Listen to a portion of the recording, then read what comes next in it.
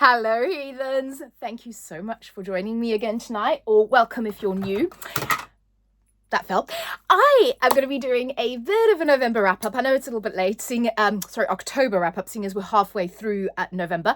But I did a very lengthy video on all of the books I read in the kind of haunted house / hotel genre. So that was what I was really focusing on for October, was that kind of haunted house atmosphere and books. And I did a whole wrap-up on those. But I also read some other books that obviously weren't necessarily in that video. And I think some of the books that I talked about I hadn't read yet. Well, hadn't finished yet, so I'll talk about those. But I want to talk about some of the other ones that I read, because some were good, some not so good, but we'll get into it. So the first one, The 13th Child by Erin A. Craig. This was on my October TBR. It was one I'd picked in my TBR game.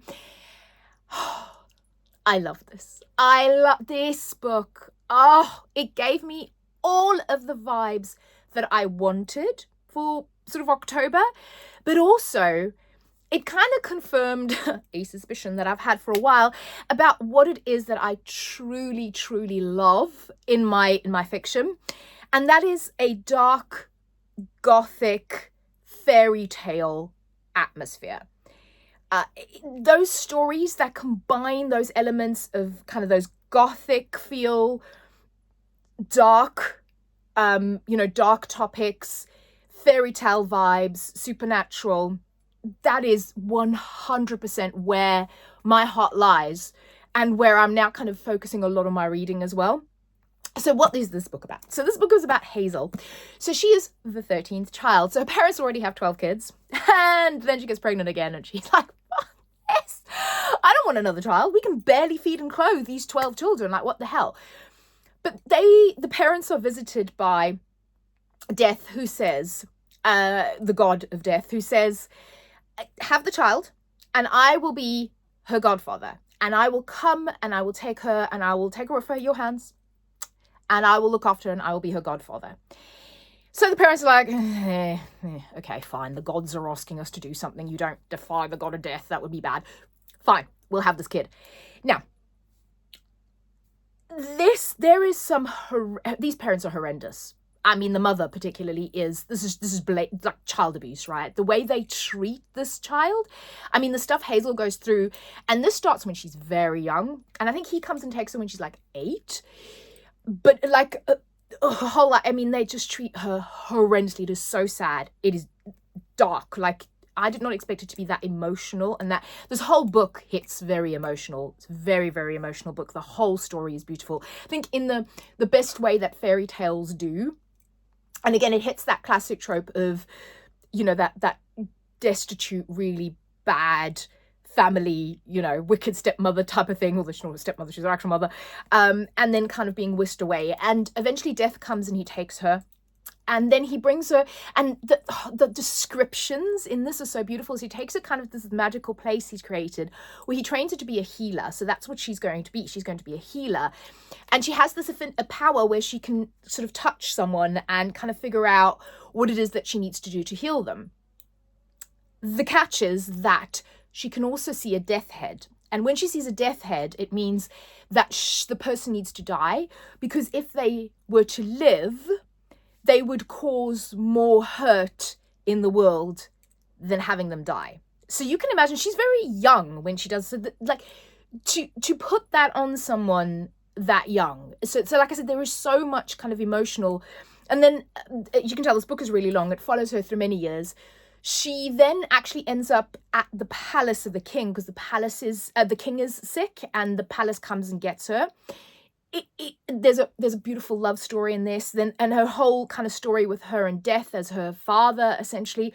The only thing, so this is a 4.75.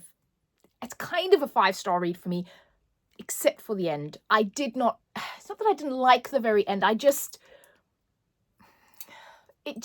To me, it kind of dropped the ball right in the end, and that makes me really sad. So I pretend I kind of I put a slightly different ending on it. Some people might like it. I don't know. I just wasn't that. It was because it's such an expansive, beautifully written book that those very last few chapters just felt like, I know, they were rushed, or she just kind of wanted to end it. So That was the only thing, but otherwise this would have been a 6-star read. I absolutely loved it. The vibe, everything about it. I've got all of Erin A. Craig's other books that I'm going to be reading. Love this. Just absolutely loved it. Speaking of the vibe, may I present Graveyard Shift by M.L. Rio. Right. So, okay. This book is so beautiful. I was so looking forward to this because I love We Were Villains by M.L. Rio, one of my favorite dark academia books. And dark academia is my thing. I love it. So the setup for this book, I love. Okay, so you have this group of people. It's kind of like almost the Breakfast Club of people. They all are connected to the university and the university town in some way. One of them works in the library. One of them is like a lab. I think she actually studies, but she does like lab assistant work. Another one's actually a priest. I think he's the priest adjacent. One is like the manager of the local bar that all the students and the faculty and everybody go to. And they all kind of get together in this graveyard of this kind of dilapidated, condemned church to smoke for their smoke break, because, you know, you can't smoke anywhere these days. So they all kind of meet at night. And one night, they're all chatting away, and their banter is so much fun in the beginning. And they see this freshly dug hole. And they're like, why the hell is there a hole here? This is an old graveyard. Nobody gets buried. Like, what the hell? And so this is kind of the central mystery. And obviously I'm going to stop there because it's a very thin book. And thus is my problem. So love the setup. Love the fact that we got chapters from the different perspectives of these people, because each one of them has their own kind of quirks and their own personality. You get to know them a bit. I love the kind of badass goth girl that's in here. They all, like I said, it's very much like Breakfast Club of characters, right? They've all got their different character, and I loved where the story was going. I loved the elements of it. I loved the research elements, all of that. My problem with this is then stopped. And this should have been a full-length novel. I'm sorry. It should have, like, it was so good. But then it just ends. And I'm like, I feel like I've read the beginning of a really good novel and I'm waiting almost to get back to it. Like, you know, when you stop and you have to read something else or do something else, and I want to get back to it, but I can't because there's no more. And it's so upsetting. I want there to be more. I want this to be a full novel. Please, M.L. Rio, please write a full novel. Because if it had been a full novel, I'm pretty sure it would have been another, like, 5-6-star read. But because it just sort of ends, it just ends. And that made me really sad. So, moving on to one of the books that I think I spoke about briefly, I just started or I hadn't read it yet in my other video, is In the Lonely Hours by Shannon Morgan. Again, the vibe. Oh, the vibe in this. So this is so wonderfully gothic. And I mean, the cover just perfectly captures the kind of dark, desolate, cold Scotland in October. This is set on Samhain, set on Halloween. It's set in Halloween. Halloween is in here. And it centers around a legend of Halloween as well. So this family is a very old family. The matriarch of this family, the grandmother, was talk about wicked. Whoa, she was wicked woman. And you have a mother and daughter who kind of in present day, they're basically told they've inherited this castle, and kind of out of nowhere, she didn't even know she was connected to this family because she was adopted. Anyway, it turns out she's connected to this family. And they go to this castle to sort of see it because, hell, they've just inherited a castle in Scotland. Good times. And this castle is hella haunted, first of all. And then second of all, they're kind of unraveling the family secrets, which I love. So you get present day, you get past, timelines in this book. And I found it really interesting. There's this central mystery about this diamond that went missing that's tied to the family. You get all of the family intrigue. Members of this family have all died on Samhain. You kind of trying to figure out, these ghosts real or they're not real. It's just fabulous. What I would also say is, and it's heartbreaking storyline, is one of the grandkids, the matriarch's grandkids, one of the children in the past timeline is autistic, and he is treated horrendously. and because we're talking sort of Victorian, or maybe a bit later, but sort of Victorian era, any mental illness was just, you know, not dealt with well. He's given electroshock therapy, so just know that going in. But the author, I don't know if it was her brother or someone in her family is autistic, and she deliberately wanted to write this character and write about that. So this is coming from a place of authenticity for the author. But it is heartbreaking and harrowing, his storyline. This book is fantastic. It is perfect for this time of year. And yeah, it's it is everything a gothic, supernatural, dark gothic book should be. And like I said, he's my favorite type of book, favorite type of atmosphere, favorite type of thing to read. Ghosts, family secrets, awful people. You know, it's all there. Cue Wuthering Heights in the background. Then two books that I'm just going to mention briefly because they were in my other video, but I don't think I finished either of them when I talked about them. So that's All Hallows by Christopher Golden and Kill Creek by Scott Thomas. Loved both of these. I read this on Halloween. This whole book is set on Halloween, and it is perfect for Halloween vibes. If you've got it, I pretty much would keep it. It's basically these kind of it turns into a horror with these really creepy kids coming into town, but it's just perfect Halloween vibe. Kill Creek, while a bit of it is set on Halloween, actually there's a whole huge part of the book that isn't. So I think actually this time of year, perfect to read, because it follows the characters through after they spend the night of Halloween in the house. And then a lot happens afterwards. I really like this. I've heard some people didn't. I really vibed with it. I love I love Moore.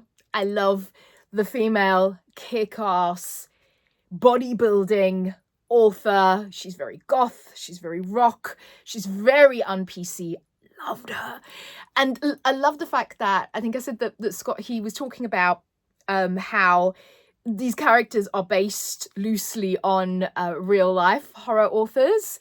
And it's a lot of fun. I had a wonderful time. This is like a 4.5 star, 4.5 star read, probably 4-star read. All Hallows probably 3.5. But this just, I had a great time. And I like I said, you can read it now. It doesn't necessarily have to be read at Halloween because there's a whole nother bit of the book where a whole bunch of shit goes down afterwards. Then, talking about Immaculate and the vibes and stuff that I absolutely love, let's talk about The Coven by Harper L. Woods. Again, I've heard some mixed things about this book. I was very excited when I saw the synopsis. It was one of my most anticipated reads. You say witch, you say vampire, you say dark academia, you say gothic to me, and I'm there. This is I suppose it falls under romantasy, I would say, because there is a central relationship in this between Willow, who is our main character, and she is a witch, and Alaric, who is a vessel or a vampire in this world. Alaric is also the headmaster of this school, Hallows Grove, that Willow is dragged to kicking and streaming. So the setup here is that Willow, you've got this Hallows Grove is like this school where they teach witches, and these witches come from different lines and they've got different types of magic. So like the Reds have sex magic, and the Greens, where Willow comes from, have their magic is earth-based. And I loved the magic system in this. I loved Willow's usage of, like, when she's running away from someone, she can make the vines grow or the ground move and trip up the person and get away. But also she has this thing of, you take from nature, but you give back. So she'll like bleed on the ground to get the flowers to grow again. It's very cool. Very gothic, right? It's very dark. Even the magic, the relationship, oh my goodness. From like the get-go, they are kind of enemies to lovers. They each have their own agendas. They're playing each other. This is not a YA book. This is an adult book. I very much like the professor student. Now, again, student, she's not a child, right? She's an adult. I think she's like 20 or something, but she's definitely of age, right? So, but I love the whole kind of forbidden student teacher. I've decided that is probably my favorite trope. Don't know what this is about me, but I like that. I love that trope. Uh, there is so much that the Coven itself are these kind of weird skeletal ex-witches. Very cool.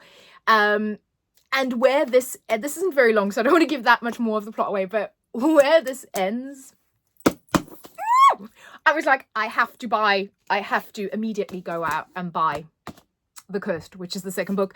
So I am pretty much going to get to this right away because I want to know what happens. I want to know what happens with Willow and Alaric. And yeah, I absolutely love this. It's a 5-star read for me. Had the best time. Just had the absolute best time reading it. Then from high, I'm going to go to a real low. And I feel so sad to say this because how beautiful is this book? I got a special edition, a signed special edition of this book. This is Blood Over Bright Haven by M.L. Wang. And I actually DNF'd this book halfway through. So page 222 because I just couldn't do it anymore. So again, this was billed as very much a dark academia book. So you've got this kind of universe. So the setup is that the main character, she's a woman, and in this time period and in this world, again, slightly vaguely Victorian, but not, women are not allowed to be high mages. And they are witches, but they can't be part of the sort of high mage council in this world. And every now and again they let one of them try out, and they never make it in because they're like, oh, women, they're too delicate, their constitution, they can't take it. But our main character, she is determined, and she actually does make it in. And then to almost like punish her, instead of giving her like a proper assistant to do her research and do these spells, they give her like the janitor. And the janitor is also from another part of the world. So the very beginning of this book, I loved. The first chapter was actually him, the janitor, and his tribe trying to escape where they are and come across the border into their land, into the kind of the main land that we're talking about here. And they have to kind of cross this ice, and they're being targeted and they're being killed. And they're trying to running, and they're basically running for their lives. And only him and his niece make it. And it's really, really good. That first chapter is fantastic. I thought it was fantastic. I loved reading it. And then we kind of got into, and this is where my problem with this book is, and this, I don't think I'm the audience for this book. While I like an interesting magic system, I don't like overly explained magic systems. And I definitely don't like mathematical, scientific style magic systems, which this is. And this book goes on for page after page after page of explaining the magic and explaining and I'm just like, I don't freaking care. Like, can we just get on with the plot? I mean, like I said, the plot is, so she gets him, she's given this guy, but actually he starts to really develop and help her. There's a lot of animosity between her and the other guys. And there's also, what I do understand, what I did appreciate, is there's a lot of commentary in this book around what women are allowed to do, the fact that women are seen as, delicate, also the underdog, how we treat people from different countries, from different classes. And I loved all that. I think the social commentary that M.L. Wang is making is wonderful and is very important. But the actual plot and the storyline and the over-explaining of the magic system, I was skim reading. I was just so bored. And I look around me and I have so many other books that I want to get to. And I had to DNF it. Maybe one day I'll try it again. Like I said, this is a stunning book, but I just... and I think one of the blurbs says intricate magic system. It was too much for me. It's not that I didn't understand it. It's just that I found it really, really boring. So yeah, that was a real disappointment. A book that I did really enjoy is The God of the Woods by Liz Moore. Again, this has been very hyped, right? Everybody and their uncle's been reading this book. And again, it's always a, hit and miss. It's like, well, am I going to like it as well? But I was like, you know what? I want to read it. Again, perfect time of year. They are kind of in a summer camp, but I just feel like the whole book has a bit more of an autumny, wintry feel to it. It doesn't make sense. In my head, it made sense. But this book is about this kind of camp. for kids. So it's like a summer camp for kids. And it's owned by this wealthy family. They send their daughter to this camp this year, and she goes missing. And then you find out that she's not the first member of the family to go missing. Her brother has also gone missing years prior. And, you know, you kind of like think, right, so the brother went missing and he's dead. Now the sister's gone missing. What the hell is going on with this family in this camp, right? Now, what I will say is I think this was billed as a thriller. This is not a thriller. This is a mystery book and a family drama and a slow burn. Okay, so again, I think some people didn't like it because they were like, it's too slow burn. It's too focused on the family drama and the intricacies of this town and this family and how all these characters come together. There are loads of POVs. There are loads of characters. It did take me a second to kind of get into it, but I actually really enjoyed it. I like books that are from different POVs.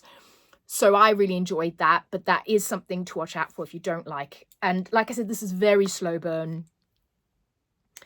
This is more about the relationships and what is going on in this town and this family than anything else. This is not a thriller.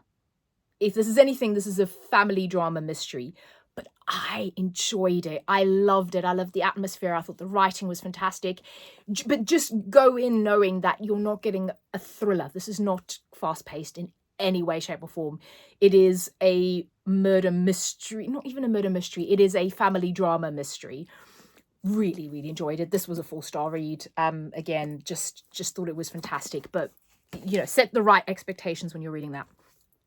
Then next is Lake's Edge, and this is by Lyndall Clipstone. I'm going to go over this really quickly because this is the first in a duology. I have the second book. I'm going to be reading it very soon.